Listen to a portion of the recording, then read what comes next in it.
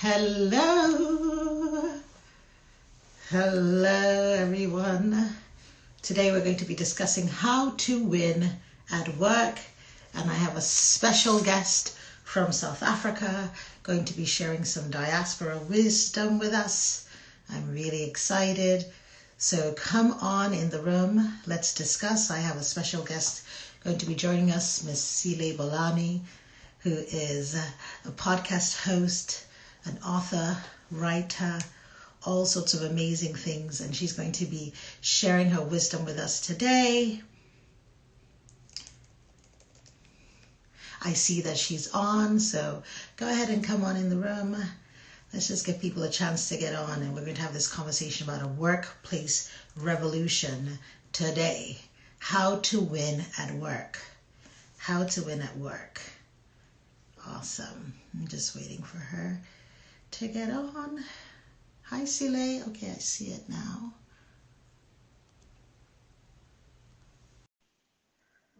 All right. Can you hear me? Can everyone hear me? I have my headphones on. I want to make sure you can actually hear me. Can you hear me? Hi. Hi, Sile. Hey, how are you? Good, good. I know you came to talk about work, but first let's talk about skin. Let's talk about the glow. Okay? Because I see you living your best life, and it's showing. It's showing in your glow. I most certainly am, and I most certainly see it, and it's fantastic. Isn't I'm it? finally owning it, and it's been amazing. I love it. I love it. I love it. Well, welcome, welcome, welcome. I want to do a proper introduction and share with all of you who we have today. But first, let me say thank you for joining us today. We're going to have an incredible conversation on starting a workplace revolution, how to win at work, with the incredible Sile Bolani, all the way from South Africa. Did I pronounce it properly? I think so. I pronounced Sihle. it. Please say it. We're going to get this right. Sile.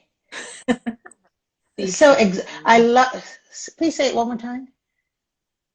Sihle. Siple, right? It's not meant to be Oh, seductive, but it's very siple. See, I can see how the West is one. I can see how you're like giving it siple. It's like, I love it. I love it. Thank you for being here. So Sihle is one, I met her on her podcast. She's a podcast host of The Workplace Revolution, but she's also a speaker and an author. She has an incredible book called We Are the Ones We Need, right? She is also the CEO of Sile Bolani Consulting, the founder of the Connected Career Development Program for Women. She's a career advancement coach. She's a content creator, and she is glowing for a living as well, as you can see. So, Sile, without further ado, I want to say thank you so much for being here. thank you for having me. I'm really excited. This has been a great opportunity for me to showcase some of the amazing women that I've met. And so this is one of our iconic women conversations. And when I conceived it, I wanted to celebrate and get the wisdom from women that I consider to be iconic. And what iconic means for me is women who are inspired and inspirational, women who are courageous, women who are original, women who know that their work is necessary, women who are intentional, and women who are confident. And of course, we've had the opportunity to meet and talk, and I was like, we have to bring her on because she is doing the daggone thing, and she is sharing her wisdom and inspiring so many. I see the work that you do, both professionally to lift women up, but also personally in the way you live your life, because that gives so many women permission to be free and to, like you said, own it. So thank you for being iconic. Thank you so much. I'm definitely running with that. I will take it. Take it, own Iconic it. as I.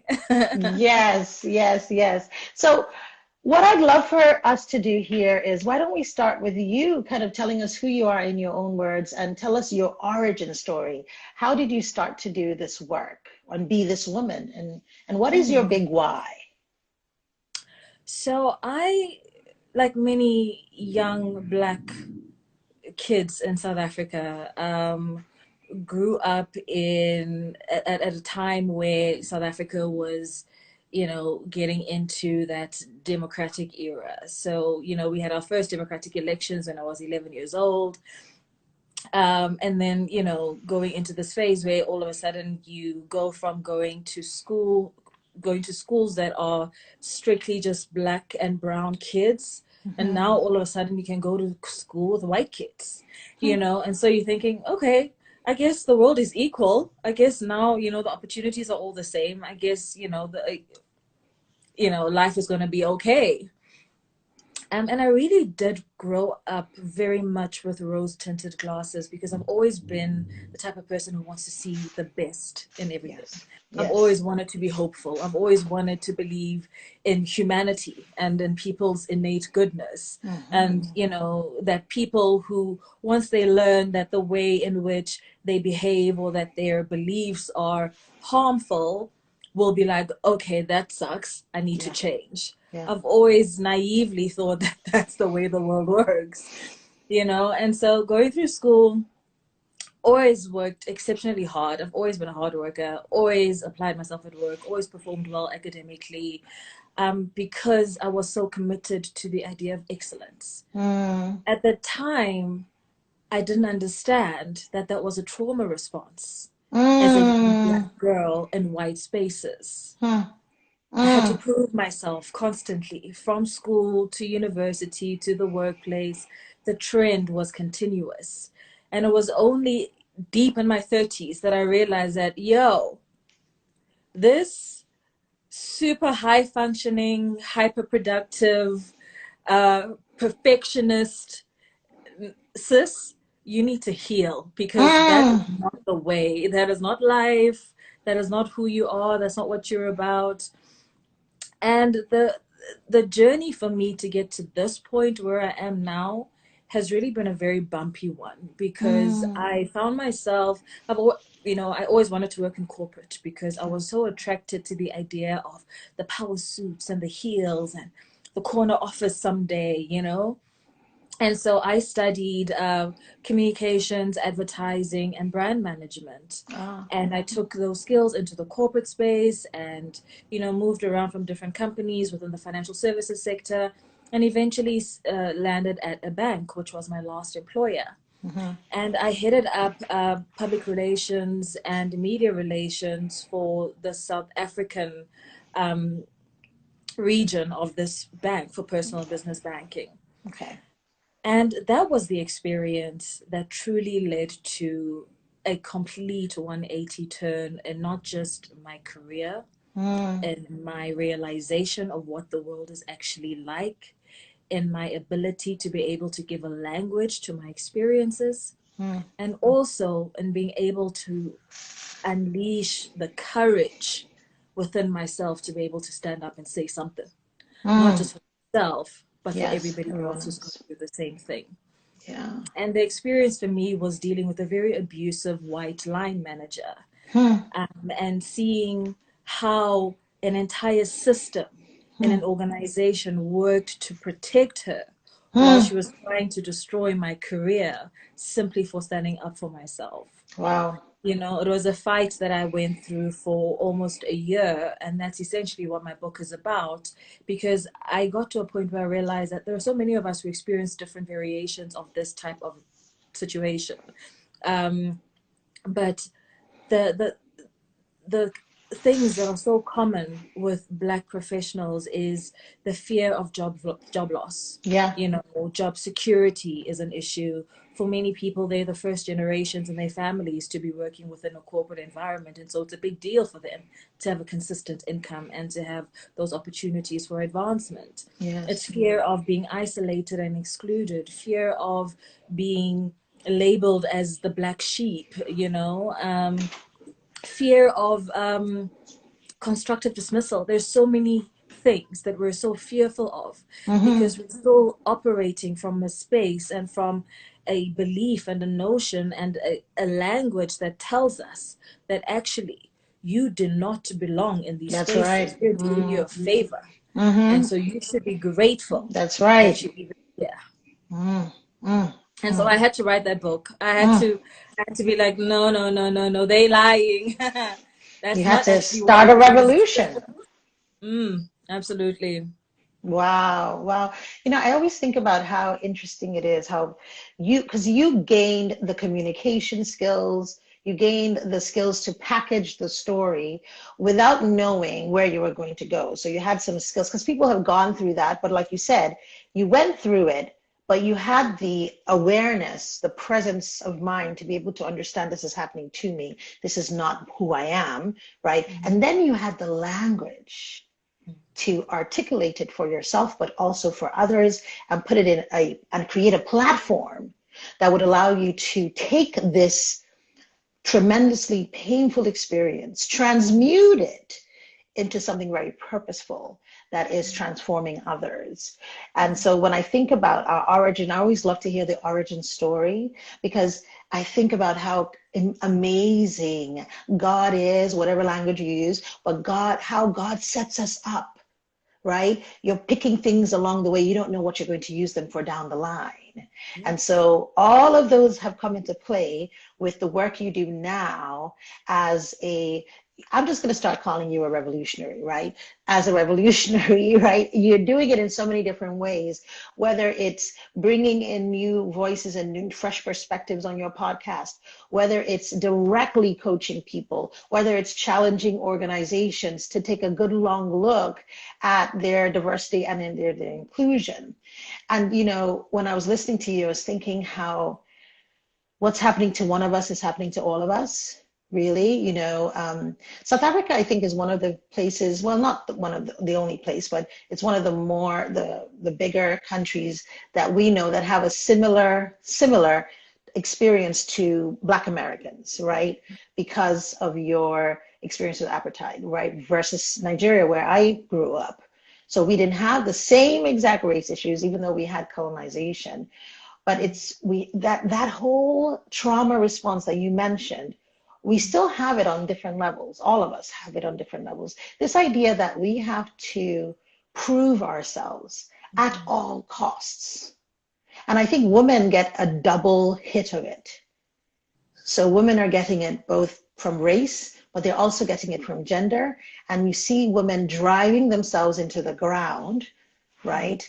And losing so much in the process, wanting to be acceptable, right? This is what you have to do this in order to be acceptable. Like you said, the corner office, the title, right? And I can relate to that a lot. For me, when I decided to leave my work as a pharmacist, and I remember telling my friends that and this was back then, this is not now when there's so many coaches. This is back then when coaching was so rare, right? This is 2011 or so. And people are like, and I remember being in a room and all of us Black faces and Africans having studied abroad, and we were back in Nigeria, and everyone was saying, oh, I'm a consultant and I'm an investment banker and I'm a lawyer, Ivy League educated, just so you know, right? As everyone is going around the room and saying all the things that they've done and accomplished, and we have learned to put our worth in those things. And it comes to me, right? And it was a moment where I had to decide who I was going to be, because I had decided I was leaving my life as a pharmacist and I wanted to be a coach. And I had to say to myself, am I going to own it, like you said? And so I said, at the time, the word I used was, I'm a lifestyle strategist. And you could see the whole room like whip around like, what is that? Yes, what is that? Right? And, it was hard in that moment, like all the emotional angst rushed up, but it was that opportunity to take hold of myself and step into who I really was and face myself and claim myself for myself. As Audre Lorde says, if you don't define yourself for yourself, you'll be crunched up into other people's ideas and expectations. So I see you doing the same thing, and encouraging other women to do the same. Encouraging other women to do the same. I'd love to explore the idea of trauma, the trauma response, right? And the idea of us being traumatized in various ways. We talk a lot about relationship trauma, but we don't often talk about workplace trauma. And especially Africans, we have this idea about resilience that's just like, you just keep going, Yeah, and it's so just keep going. harmful. It's so It harmful. is. Please go ahead and elaborate on your thoughts on this. So, my observations around trauma in the workplace, and particularly for Black women as the most marginalized group here in the workplace, it shows itself in so many different ways because it affects the way in which we feel we need to speak when we're at the workplace. Mm, It affects the way in which we question ourselves about whether or not we should ask a question in a meeting or share an opinion, mhm, or if we're smart enough to, or deserving enough to be in any particular kind of room. We deal a lot with issues around code switching, where I may have this very bubbly, big personality, but as soon as I walk into the office, I'm straight, I'm, very mhm, linear, no personality, I'm just here to work and that's it. And you literally feel your soul dying on a mm, day-to-day basis. And I've had so many women that I've had conversations with over the years who have said that they got to a point where they realized one day that they don't even know how they got to where they are mm, because it just happens so pervasively, so quietly. It's so insinuated, this expectation that white is right, the standards are European, mm, leave your blackness at the door, mm, don't be loud, don't be opinionated, mm, don't push back because then you're not being a team player. mm, Jonathan is motivated and excited and all of these things. You're pushy and bossy and you're entitled when you're mm, black. mm, So we constantly are tethering on this tightrope of how do I ad- have a career that is fulfilling and that advances me with the right support and the right sponsorship, because we all know that you cannot advance without those very key things. But at the same time, understanding that the people who have the power, the organizational power in the organization to be able to make those decisions, to be able to sponsor you, to be able to, mention your name in the right rooms are not checking for you. They're checking mm, for Jonathan and Samantha and Karen. And you know that very, very well. And so what do? mhm, You are first in the office and you are last in the office. And you are the one that's sending emails at 2 or 3 o'clock in the morning every single day because that's how dedicated you are. mm, Jonathan and Samantha are not doing that, but they're mm, advancing ahead of you. They're earning more money than you. You probably have more qualifications than them. mm, We go out and get masters and PhD degrees when we don't actually even need them for our careers, but we understand what it means when we actually are applying for positions because that is a foot in, mm, even if we're overextending ourselves unnecessarily by mhm, racking up qualifications that we don't actually require for our careers, qualifications that are not necessarily required from white people for mm, the same types of roles. mm, And so we're constantly spending all of this time trying to upskill ourselves, upgrade everything, position ourselves. How do I become more visible? We are hyper alert, hyper vigilant, hyper. We don't get to rest, mm, And for me, that was one of the most difficult things about even my personal experiences. I went through a period of about 8 months where I get into the office, I am in meetings from like 8 a.m. until the end of the day, so I don't get time to do my emails, which means that I must catch up on emails and actual work when I get home at in the night. evening after Mhm, dinner and after putting my daughter to bed, which meant that I was sleeping at 2 or 3 o'clock in the morning to be up at 5 a.m. to go to the gym and start the cycle all over again. And I was doing this 5 days a week for 8 months. And it was only when mm.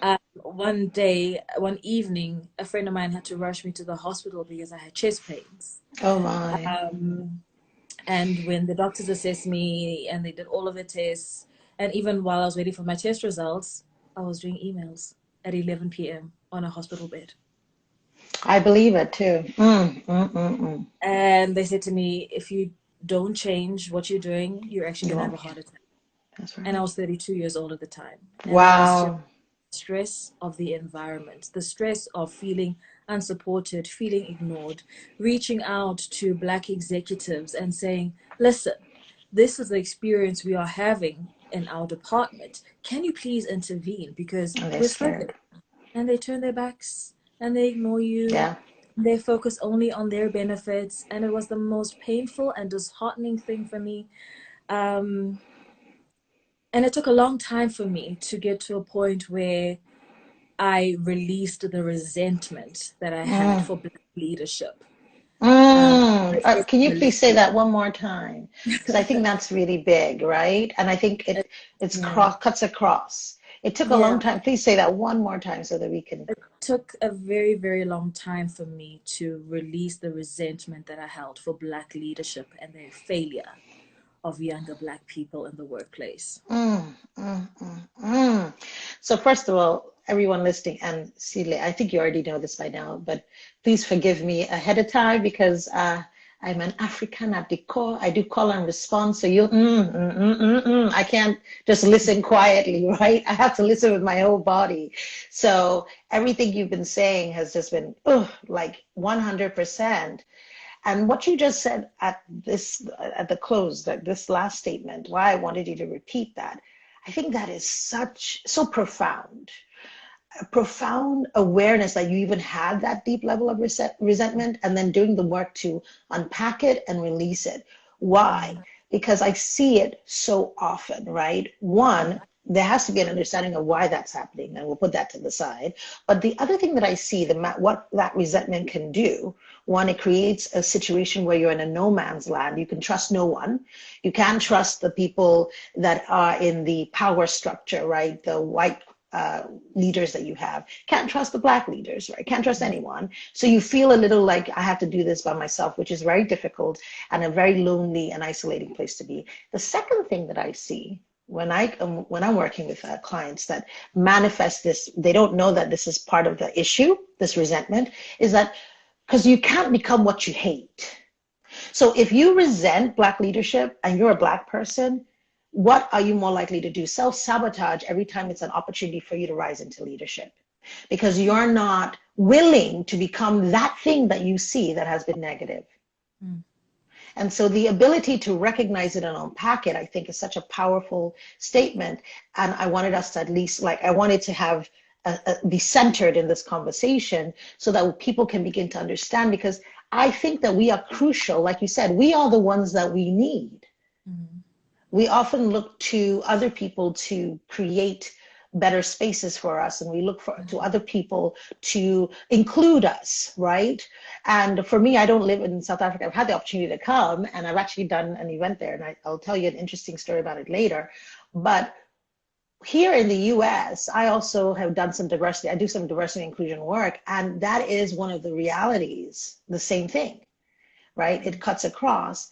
And for me, when I work with my clients, and even for myself, one of the things I think is really important is recognizing, yes, we don't always have psychological safety where we are, but this might be the Nigerian in me. You're not always welcomed. There may be a question of whether you belong, but for me, when I walk into a room, I bring my own belonging. mm, I'm not looking for you to tell me whether I belong or not. I mm, am coming in with that sense of belonging. And when I came back to America at 17 years old, 16, 17, I moved back here to go to college, moved to a very white town, small upstate New York, right? The biggest thing they were doing, for entertainment was getting drunk and tipping cows. So upstate New York, like handful of Black people, just a handful. And I remember I heard the N word, right, for the first time, first conscious time, and experienced racism for the first time, having lived in Nigeria as a young person. And I remember the first time I experienced it, I kind of was looking at it like almost from an anthropological perspective, like, oh, this is what that is. mm, Because I had been inoculated, because I've been living in Nigeria, I didn't have the trauma to trigger. So the behavior laid there, it didn't hit me in the soul because there was nothing for it to anchor to. But if you've grown up steeped in it, there's so many, and even ancestral trauma that it can anchor to. I didn't have that. So I was able to look at it and say, oh, okay, I see what's going on. And so this is why I'm big on diaspora wisdom, because I think that all of us bring different pieces of wisdom and different pieces of understanding that if we can learn from each other as African people across the diaspora, whether it be America, whether it be West Africa or South Africa or the Caribbean, that we can be stronger as a people. And if we are stronger as a people, actually the whole world is stronger. Because for me, I really do believe that the malevolence isn't race or gendered. It is a malevolence that is transferred through people. So we have to be stronger for ourselves, and then we create a better world in general, right? So before I go totally down the preachy woo lane, I wanted to ask you some things around when you talked about going through that workplace trauma, recognizing the resentment, recognizing, that you needed to heal. How did you heal? And what was the outcome of that healing? It was a combination of things. One of the first and most critical parts of my healing process was having an incredible support system. I'm very, very fortunate to have a mother who will always remind me that I am that bitch, right? Like, she never lets me forget. She's like, I don't care what they said, honey. Let me tell you. Okay. And that honestly got me through a lot, but Yes. that's still surface level. And I recognized that there's a lot that I needed to do because I started feeling so much doubt about my capabilities. I felt so Wow. much doubt about myself. I started questioning, are they right? Am I really inefficient? Do I really not add value? Do I really, you know, even though I can see the proof of my results, but I'm like, okay, but maybe, I overlooked something, but maybe and after I left the organization and I left with no job, I just quit because I just was like, you know what, I need to stay alive. Mm, mm, Um, and it was mm, really only when I started writing my book and having to relive the experiences and go through the emails and listen to the recordings from meetings and go through all of that again. And then I felt all of the rage, like mm, all of its fullness. I felt all of the anger. I felt all of the pain.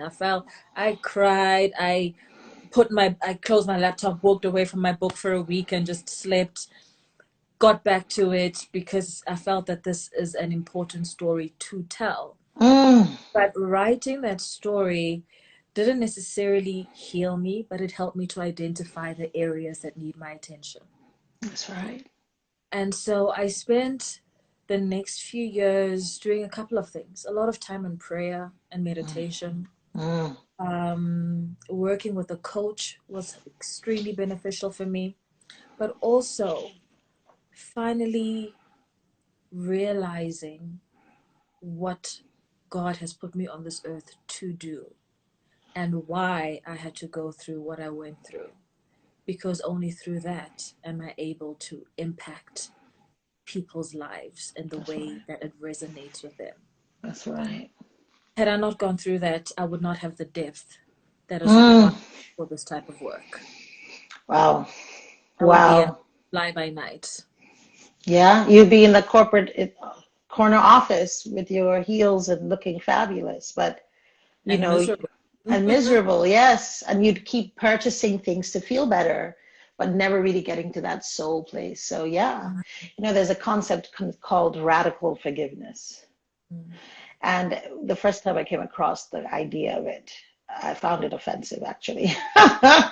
Because the idea is that you should not, because the Christian way we talk about forgiveness is they've done something bad to you and you must forgive because you are a good Christian. But Mhm. radical forgiveness is an interesting concept which I've come to actually believe parts of. The idea that your soul is constantly seeking growth. And it's also constantly seeking healing. Mm. And so it leads you into experiences or calls in experiences or people that can trigger those things that the growth experience. And the growth experience is not always fun. In fact, it's very often painful. And for me, I've had very painful experiences that have grown me to who I am today. The Mm. statement you meant about, if not for, that you said about, if not for that, I wouldn't have had the depth. Mm. So for me, I feel exactly the same. I feel like I'm an ocean. The level of pain and different things that I've had to experience, but those things brought me here. You know, when Maya Angelou says, I wouldn't take anything from my journey now. Like those things brought you here, where you are standing and living as a woman fully expressed. I think that's incredible. And that's the idea of radical forgiveness, that by the time you really have an understanding that every single thing comes to serve you, every single person comes to serve you, every single experience comes to serve you, you will not only forgive, you will say thank you. Mm. Thank you for that. Thank Mm. you. But there's something else that I wanted to point out in the healing that you mentioned. And I think this is really important. I think a lot of women struggle with this piece, and so they never really get to the healing. Giving your emotions full expression. Mm. So you said when you went through everything, then you got angry. You had that rage, you cried. There's so many people, whether it's whatever kind of trauma it is, relational, organizational trauma, I think especially organizational trauma. Mm. And you think about it, women who are very successful, women who have gotten great careers and great jobs, the kinds of jobs that or positions that people envy them for. They're like, oh gosh, I wish I could be you. You know, people are saying that to you constantly. Meanwhile, you know what you went through to get there. You know what you might be even going through now. You know what you were sucking up to deal with, you know, to just be there every day. And if you were to say, yeah, this is great, but it hurts. Mm. Yeah, this is great, but I'm angry. Mm. Yeah, this is great, but I just want to break down and cry. Mm. Women don't feel they have the permission to emotionally express themselves about what they're feeling. And it's a kind of grief, Mm. because even if you maintained and stayed in the job, the reality is you had an expectation that is now not met. You thought it would be something different, and that expectation is now dead, and that must be grieved. And Mm. so when you described what happened was you listened to everything, you went through your old notes, then you had to close it up, walk away from a week, sleep. When you said sleep, I was like, yep, that's grief, right? Because you had to go through that grief. And that allowed you to come out on the other side. But so many people don't allow themselves to go through that grief, Mm. go through that place of this sucks. It's not fair. I'm angry. I shouldn't have had to go through that, because we're still stuck in that loop that you said at the very beginning. I should be grateful. We're Mm. so deeply programmed. I'm the first in my family to do this. I'm the first woman to be at this position. Because maybe in Nigeria, for example, I know we have listeners from the US, from all over, right? Nigeria, Ghana, you may not have the race issue, but you might be the first woman in that position. And so you're lauded for that. And you're thinking, I should be grateful. I don't have any business being sad. You rationalize away the things that are uncomfortable. You rationalize the things that cause you pain and that take away your dignity. You rationalize them away. But it's so imperative that we give voice to those things in order to fully heal. And that brings me back to what you were saying before about the Black leadership that you were reaching out to for support, and they were not willing to support you. Mm. I have a theory on why that is, but I'd like to know what you think about it now that you have some distance from it. When you think about those leaders, and you said that you had to release the resentment that you had towards Black leadership for that, what have you come to think about why we do that, and how we can do things differently? Um, I get asked this question so often. And all I can do is make assumptions, right? Based Mhm, on my observations and my understanding of human behavior and how it shows up and manifests itself in different spaces. And so there's a myriad of different things that could contribute to that. And mhm, the first thing is obviously self-preservation. right? I'm looking out for number one. I know what my professional goals are, and nothing is going to stand in the way of that. But also, understanding, I think one of the things that really helped me with releasing the resentment was understanding that I'm dealing with human beings, and human beings are going to human being sometimes. Right? So sometimes they're not courageous and brave. Yeah, true. And you can't understand why. I mean, I would be like, I'm more junior, I'm a woman, but I'm so much braver, I'm so much bolder, I'm so much more courageous than these people. These men are older than me. They're more senior, they're making more money. Why the hell can't they open their mouths? Why can't they say anything? Why can't they fight? Why can't they step out of the mold? Why can't they just say something, do something, you know? And the reality also for me was understanding that we don't all have the same path, Mm. and we're not all intended to have an impact that is wide reaching, Mm. an impact that will help and change other people's lives. Some people, their life is really just about going to work every day until you retire when you're 65, and that's it. And that's okay. Not everybody is supposed to be a revolutionary or a change maker. It's Mm. not for everyone. Mm. Because Mm. this Mm. work is not convenient. I will tell you that. It is not easy. It is difficult. It is painful. I've had so many instances where I have had people DMing me or emailing me and saying, oh my gosh, I love your work. I love your post. I love your book. It's changed my life. It's changed my career. I feel so empowered. But in my real life, in that moment, I am going through the most. I am struggling. I am an emotional wreck. I'm not making any money at that particular time because people are still rejecting this kind of work for the most part in the organizations that need it the most because they don't want to have those kinds of conversations. Yeah. And so it's been a very difficult road, but I've had to learn to just focus on my focus and not focus on timelines and not focus on whether or not so and so can see me. The people who need to see what I'm doing will see it. The community that needs my work, my words, my encouragement, my reinforcement will find me. The Mm. work will Mm. follow, the money will follow. And I've found a much greater sense of peace and gratitude in that, in being able to just remain focused on what I'm here to do and not Mm-hmm. worry about, oh, oh my gosh, Ekene is posting 4 times a week and I only post twice a week. Oh, what am I going to do Girl, now? girl. Run your you own know, race, right? Yes. Run your own race. And it's the same in the workplace if you are within the corporate environment.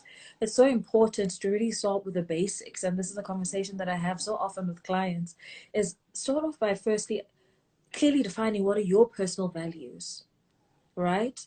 And what are the beliefs that you hold that are positive? What are the beliefs that you hold that are holding you back, that are limiting you in any kind of way?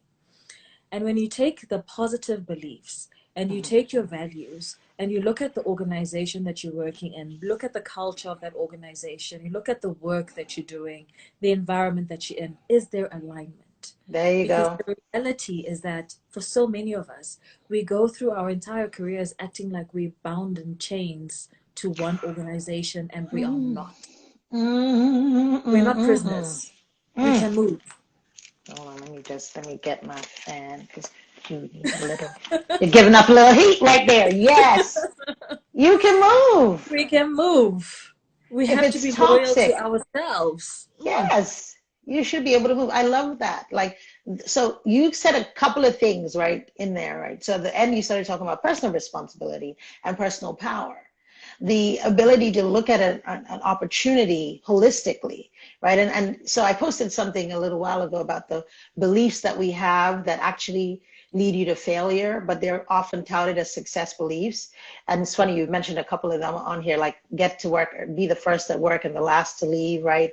And now this other concept that you talked about where people talk about money, like money is the bottom line. I always say you have to look at every opportunity holistically And as you're looking at an opportunity in a job, you should be asking yourself, will this culture be a place that I can thrive?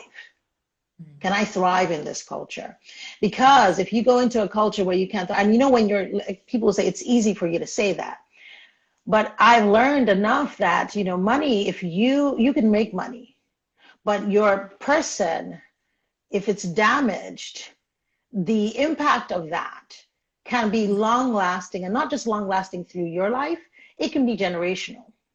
So you really have to become someone who's very intentional, saying, okay, before I accept something, I need to check it. Like Sile said, is it in alignment? And if you get in there and, you know, as we say in Nigeria, the story has gotten K leg, you know, take your legs and move on out the door. There will be more where there's more opportunities. But again, it's that mentality that we've been programmed. We have been programmed over and over again. And you see it, it's both in the workplace and in relationship space, especially for women. This mentality is, you better just settle. You better settle. Like for, you know, whether if it's a relationship, quick deviation, people say, you know, all men are this way. There are not enough men. You better get what you can and hold on to him. Just as broken down as and wretched as he might be, just hold on to him.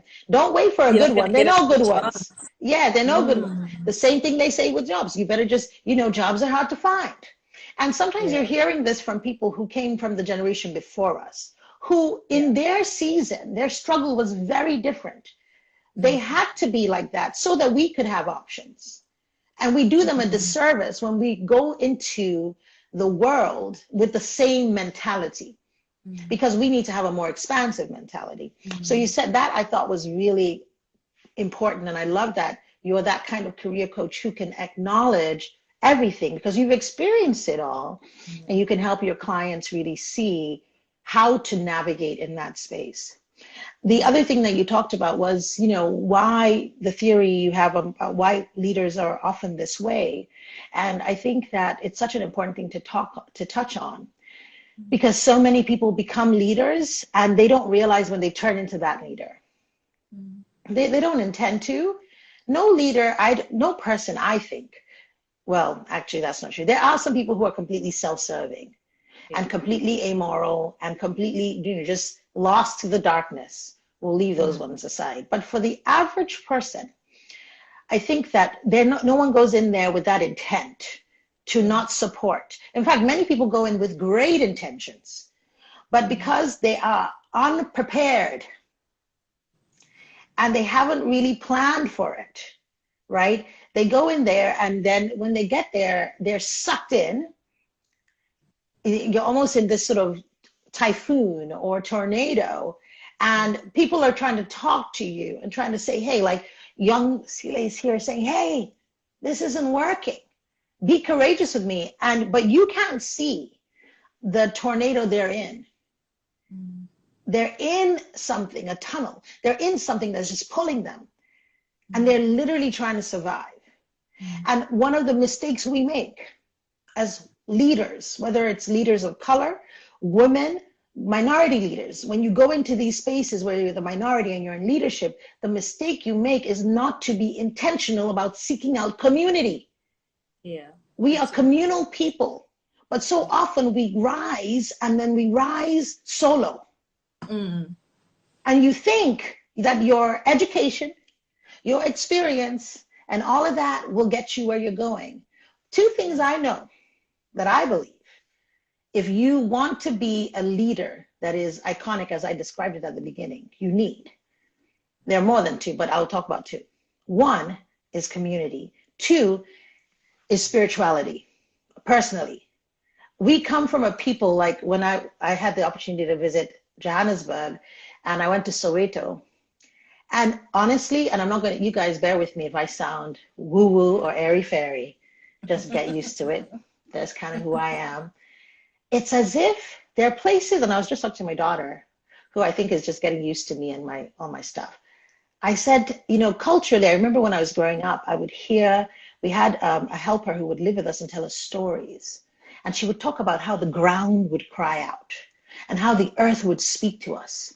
And there's certain places that I've been to that when my feet are on the ground, it's as if I can feel the the ground, the earth. I can feel the energy of, and I don't want to sound like, wait a minute, what's going on here? But like you can feel it. Mm. When you hear the music, you can hear the soul that it has come from, right?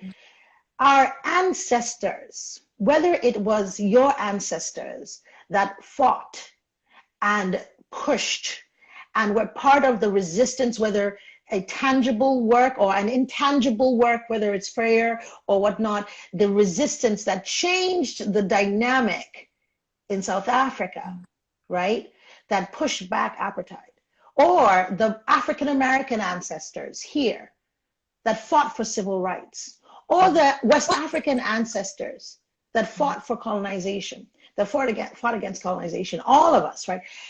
There is something, when you look through all of them, one thing that you see that we try not to talk about anymore, we intellectualize everything, was spirit. It was not just words. It was spirit. And sometimes we go into these places just, like lambs to the slaughter. We're not prayed up. We're not, we're planned up, but we're not prayed up. We don't have any support spiritually. And then you get there and you're in the tunnel. Everything is just happening. And I see what she's saying. I believe it's unfair, but I'm so disconnected from source. I'm so disconnected from God. I'm so disconnected from myself. I have nothing to give to you. Right. And then what happens is shame takes hold of them. And shame causes people to do a number of things. One, shame causes isolation. Shame causes some people to double down and say, Sile, you just have to suck it up. You just have to man up. Stop complaining. You become the oppressor. Or shame silences you completely. So when we see that, I wanted to highlight that, because I know even on this call right now, there are people who are leaders, who are unprepared. And and when you talked about the trauma earlier, I'm so glad that you opened up and you shared, because we need women like you who are speaking, and women who are powerful, women who are successful, and women who look great and wonderful, right? Saying, this is what I went through. Because we need people to hear it so that they can begin to understand.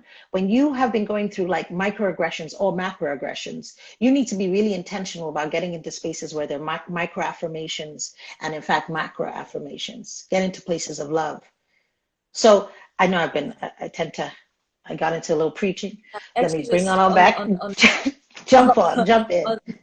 on this point of the leaders who don't show up, the other thing that I wanted to mention is that so often, and it's something that we don't think about. So we get told that you need to get a mentor or a sponsor within the organization to be able to get your name into the right rooms. Mm-hmm. However, a lack of discernment will have you seeking sponsorship from somebody who will compromise your values in order to advance your career. Right? Somebody's gonna be like, "Oh no, don't bring me that black agenda. Mm-mm. Oh no, don't talk to me about women. Women are so whiny." And he has every intention of driving an agenda to advance women, and they'll be like, "Don't even bring it to the exco. Not gonna happen."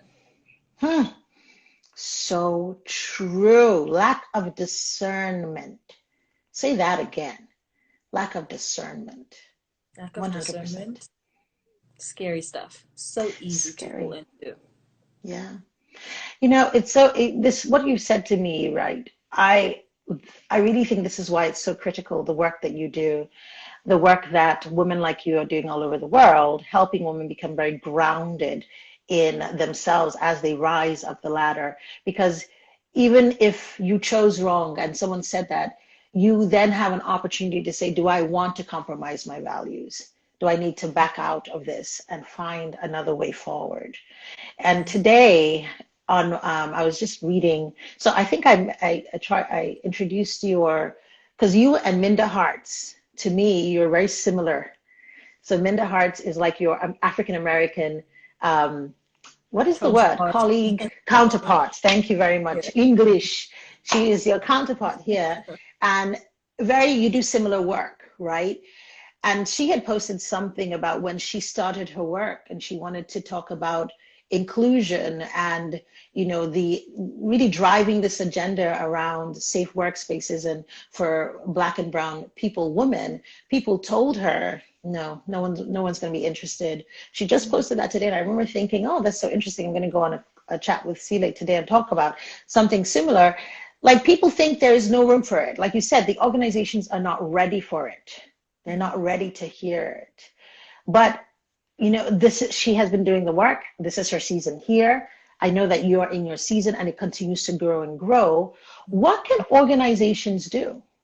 What can they do? What do they need to do? What do they need to understand when you go in and you talk to the leaders, the people, the decision makers? What is it that they need to understand about creating safe workspaces for women, for people of color? What is it that they need to know? The first thing is that they need to leave their egos at the door, because their egos often lead their decision making processes. The second thing that is often a challenge when having these conversations is the fear of having the Mm, conversations, the real conversations, because I don't want to be labeled a racist. I don't want to be labeled mm, a sexist, because that is what the automatic assumption is. And I find myself constantly having to explain that that is not what the process is. The process is around being able to engage with all your employees to understand what the situation currently is from a culture perspective, what are people's experiences on the basis of their race, their gender, the level that they're at in the organization, their pay grade, the level of privilege that they get to enjoy within the organization, the access to leadership that they have, and then being able to look at that data and then be able to say, mm-hmm. okay, this is where the gaps are, and this is how That's we right. can address those gaps in order to ensure that this organization, it becomes one that is inclusive, that is diverse, but importantly, that is equitable. Because Mm-hmm. how do we bridge the gaps? So many organizations I have conversations with around the fact that we are all very aware of the fact that Black women have historically, perpetually been underpaid. We know this. There has been so much research globally around this particular fact. However, when women, Black women, are part of a recruitment process in an organization, what happens here is they'll say, we'd like to see your pay slip to see what you're currently on. And then they base your offer on And the that. lowest one, yeah. Even if they had a higher budget to pay you, they will Mm, pay you maybe 6-10% more than what you're currently earning. So they're mm, not doing the social justice work of mm, ensuring that they are creating equity for marginalized groups who have already been abused by the system repeatedly throughout the course of their careers. Nobody's looking to course correct and become an organization that leads by example. And so there's a lot of resistance when you come in with these truths, because people want to believe, leaders want to believe that they're perfect. They want to believe that they're leading their organizations perfectly purely because the balance sheet looks good. mm-hmm. But they don't actually consider the people aspect. They don't consider how claim or being proud of leading a high performance organization is actually impacting negatively on employees' well-being, because you're wanting people to give you 150%, but you're not meeting them halfway. You're not giving them the same in return. You're not paying them fairly. You're not giving them flexibility in their work hours. You're not understanding of the fact that for most South Africans, Black South Africans, they don't own cars and they stay very far away from the office, which Mm, means that they need to leave home at 4 o'clock in the morning to be able to make it to the office by 8 a.m. mm. But we don't adjust our work hours to be able to adapt to that, because we don't consider the intersectionalities that exist within the workplace. We just go, oh, yes, we're diverse and inclusive. We've hired 2 Black women here, a Black guy here, and we've got another Black woman director who's heading up HR. We're doing great. Yeah. Tick all the boxes. Yeah, we're done. Yeah. Wow. Wow, there's so much to unpack there. And I'm like, where do we start? I mean, I think this is, one of the reasons why we need not just women, right? But people who understand what it means to lead from the feminine. So it's interesting. I have a training that I do for women leaders. Well, not just women leaders, but leaders, right? Primarily, women will be in the room called Lead from Your Feminine. And one of the feminine energy traits is nurturing. And we think as if nurturing only belongs at home and nurturing is only for children, but we all need to be nurtured. We all do better. We thrive. We're more creative. We're more high performing. We're more productive when we are nurtured. And if an organization is not paying attention to some of these things, like you said, I'm like, wow, 4 hours to get to work and you're going through public transport. What do you have left by the time you get to the office? And why can't we think about different ways to be supportive of our people so they can bring their best? So this is interesting. I think that, offline conversations about what we can maybe look at to do. Zing Zens has a great question. And she says, what happens if your sponsor turns against you? We're dealing with human beings. Like I said earlier, human beings are going to human being, and we That's must right. always have room for that in our lives. What's important is for you to do the work to make sure that you know who you are and you know what you stand for.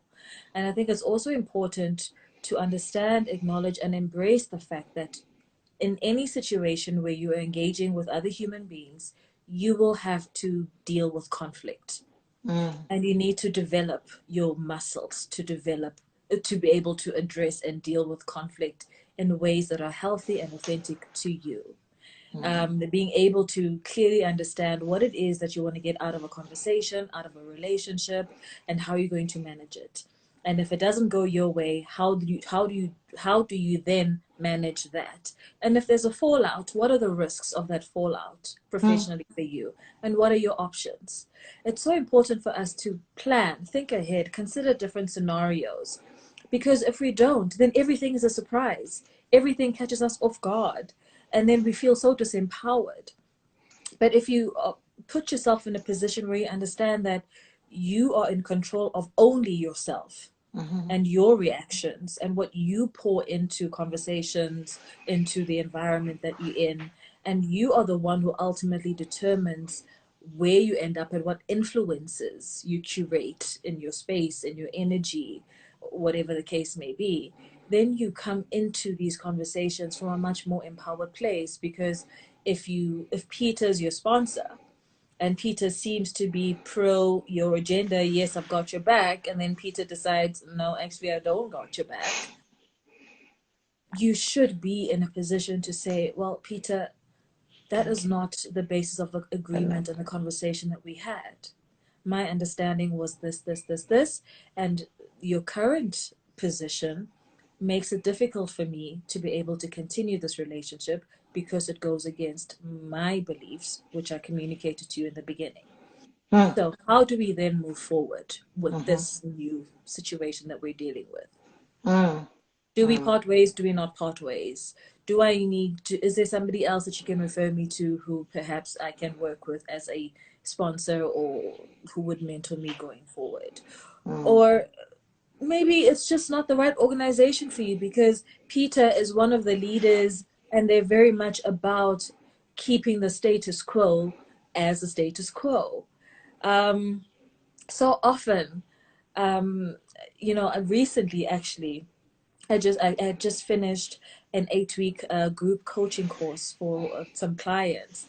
And I remember in the okay. first week, I had one of my clients saying to me that she is in this role and she's gonna stay in it. There's so many issues and she wants to fix it and she doesn't want to move and all of these things. And my question to her was, when did you decide that it's your job to save everyone? Hmm. And she was like, oh, you know. And I kid you not, week 7 of that 8 week course, she had already applied for new jobs and she had received an offer for a new role. And not only that, but when they Mhm, sent her the offer, she went back and said, I want an extra X percent. And mhm, motivated for it. and they Mm-hmm. agreed to give it to her. And I was just Mm-hmm. like, we got it. Sometimes, and this is what's so beneficial about working with coaches, sometimes you just need somebody to help guide you, to be That's able right. to dig deeper and pull out that place within yourself that owns that power, that goddess energy that we all Mm. have, that feminine energy that is so powerful and so impactful and can truly change the quality of our lives and the trajectory of our careers. Love it. Love it. And I think that's a perfect place to, kind of put a little mic drop there that we have. Sometimes that's all you need. And here's a good place to share, some of the work that you do, the way that you can, the different ways you can help people. So I know that we have a number of people listening. And as we begin to close, I'd love you to share, how can people find you? What are the tools that you have that they can use? What you just mentioned, your group coaching, is that happening again? How can they connect? So I do have coaching services. I have one-on-one coaching as well as group coaching. Group coaching is only 8 weeks. The one-on-one coaching is a 6-month program. I am currently taking sign-ups for the group coaching program, which is starting in October. Okay. So if you want more information on that, send me an email. Just click the email button on my profile. Listen to my podcast, The Workplace Revolution. It's conversations with incredible Black women from all over the world about their experiences, about their lessons. There's so much to learn, so much information, so many gems for us there. I also have a website where you can get blog articles that are related to workplace issues as well, sihlebolani.com.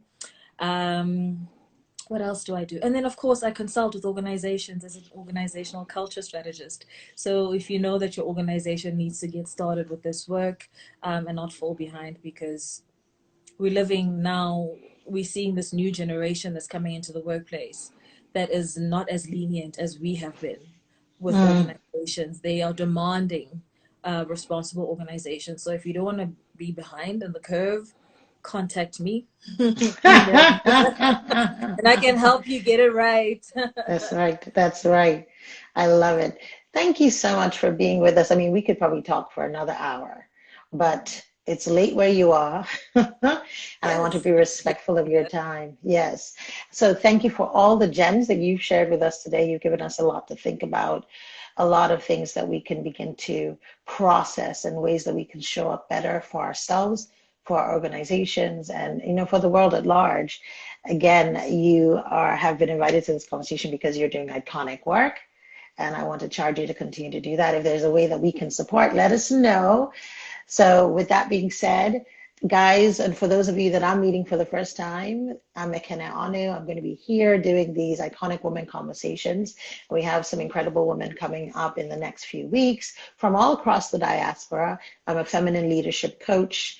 I also have a podcast called the Iconic Womanhood Podcast, and I want to stay connected with each of you, and you will continue to meet amazing women like Sile. No, I think I did. Look, we're going to close with this. We're going to learn. We're going to say it all together. All right, you guys, give me your energy.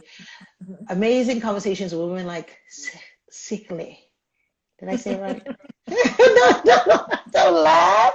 Don't laugh. Yes. My name. No, no, don't lie. We Don't lie are and don't laugh. making Don't we are lie and don't making progress. laugh. We're making. Listen, I'm gonna get it right. Is it how do you say Hosa? Is it a Hosa Kosa. name? No, Kosa. Hosa. No, it's a Zulu Hosa. name. No, Zulu. It's a So Zulu name. Mm. Sikle, Clear. Sihle. Yes. Sikle, Sikle. No. Working on it. Let me just blow you a kiss instead Thank and you say so much for having thank me. you It's been so much. It has been wonderful. It's been wonderful. All of you have a wonderful evening over in Africa, and here in the US, wonderful afternoon. Thank you. God bless you. See you next time. Be well. Bye. Bye.